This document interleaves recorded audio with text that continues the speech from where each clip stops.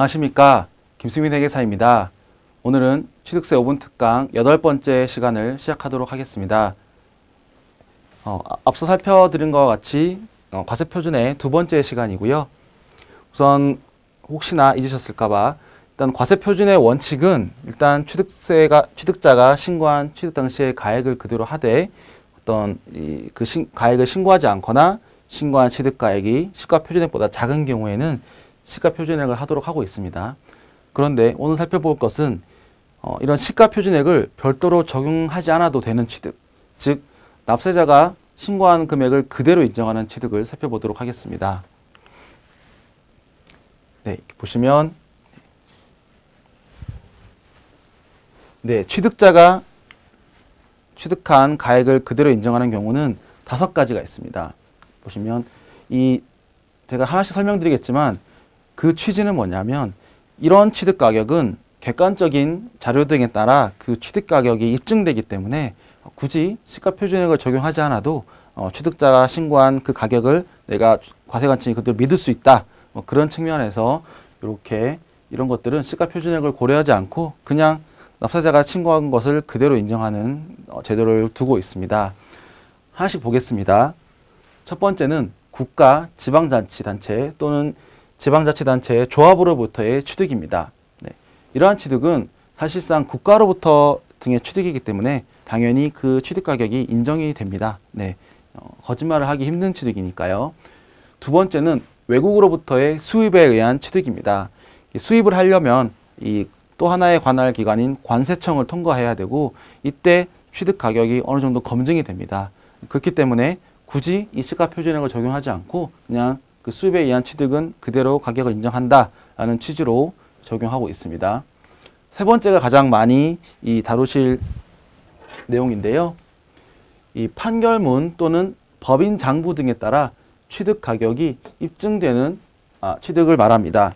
그래서 이 취득 가격이 증명된다는 것은 뭐냐면 법인의 경우에는 이 법인 자체가 까다로운 회계 기준 등을 마련해야 되기 때문에 그런 이 법인 장부에 의한 것이면 취득 가격이 어느 정도 증명이 된다.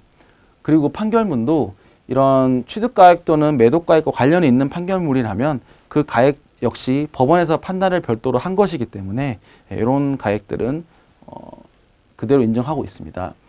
특히 이제 법인으로 취득한 것이 많기 때문에 아마 대부분의 것이 이 규정에 걸려서 굳이 법인의 취득의 경우에는 그냥 시가표준액을 고려하실 필요가 없이 이런 취득자가 신고한 가격을 그대로 적용하시면 되겠습니다. 즉 법인 장부상의 가격을 적용하시면 되겠습니다. 네 번째는 공매 방법에 의한 취득입니다. 우리가 공매라고만 되어 있고 경매는 빠져 있는데 그 이유를 잠깐 살펴보면 이 사이트는 이제 온비드 사이트라고 해서 공매에 관련된 사이트입니다. 그래서 캠코에서 운영하고 있고요. 이렇게 보시면 공매라고 하면 어떤 국세징수법을 근거로 공적인 채무관계, 즉 개인과 국가와의 채무관계, 주로 조세 채무가 되겠죠. 이런 것들을 해결하고자 국가가 위탁한 한국자산관리공사, 캠코가 이런 강제적인 권한을 가지고 행하는 매매입니다. 그래서 주로 국유재산, 압류재산 같은 거를 이 공공기관의 공공자산 등을 공개 경쟁 입찰 방식, 이 온비드를 통해서 진행하고 있습니다. 그렇기 때문에 이런 공매에 의한 취득이라면 믿을 수 있다, 그 가격을. 그래서 시가표준액을 별도로 고려하지 않고 그 공매 가격을 그대로 적용하고 있습니다. 잠깐 비교해서 보시면 반대로 이 경매가 없는 이유는 이 경매는 이런 국세징수법이 아니라 민사집행법이라고 하는 이런 사적인 채무관계, 즉 개인과 개인 이 사적인 채무관계를 해결하고자 하는 매매이기 때문에 물론 이 가격도 입증력이 낮은 것은 아니지만 일단 이 공매에 비하면 좀 비교적 낮고 그런 취지로 이렇게 경매에 의한 방법은 시가표준액을 적용하지 않는 취득에서 제외하고 있습니다. 마지막 5번째는 부동산 거래 신고 등에 관한 법률에 따라서 그런 검증이 이루어진 취득입니다.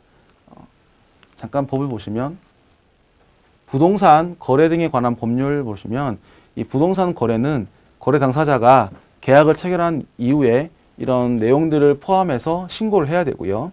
그리고 국토교통부 장관은 이런 신고 내용을 검증해야 합니다.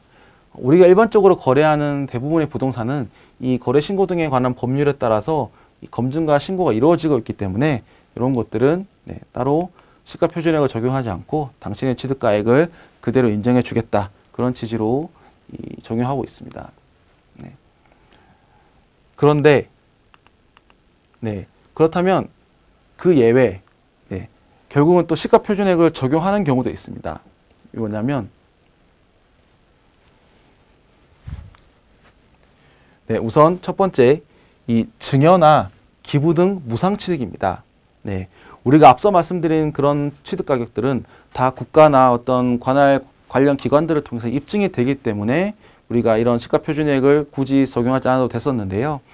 이런 증여나 기부는 그 뜻 자체가 무상취득입니다. 즉 돈이 오가지 않는 취득입니다. 그렇기 때문에 이런 가격은 그 취득 가격을 어떻게 입증하기가 굉장히 까다롭습니다. 그렇기 때문에 시가표준액 등 별도의 장치를 마련하고 있습니다. 여전히. 두 번째는 부당행위 계산 부인 규정이 적용되는 취득입니다. 이게 뭐냐면 부당행위 계산 부인이란 것은 법인세법 그리고 소득세법에서 나오는 개념으로 어떤 이 거래에 있어서 특수관계자가 개입되어서 이 특수관계자가 어떤 조세의 좀 부담을 현저히 낮추고자 좀 비정상적인 거래를 하는 것입니다. 그런 경우에 과세관청은 그런 것을 다시 되돌리는 절차를 취합니다. 즉 예를 들면 내가 어떤 것을 사실 시가는 100원짜리인데 내가 70원에 팔겠다고 하면 일반적인 제3자에는 그런 거래를 하지 않을 것입니다. 100원에 팔겠죠. 그런데 내가 편의를 봐줘서 70원에 거래했다면 과세관청은 이것을 다시 100원으로 돌리는 그런 과세 제도를 취하고 있습니다. 그래서 이런 부당행위 계산 부인이 적용된다면 이 의미 그대로 거래 특성상 좀 진실성이 의심됩니다. 즉 뭔가 좀 정상적이지 못하게 거래했다기 때문에 당연히 그런 취득세 입장에서도 이러한 취득은 굳이 그런 예외를 두지 말고 그냥 똑같이 시가표준액을 적용하셔라. 그런 취지로 이렇게 규정을 마련하고 있습니다.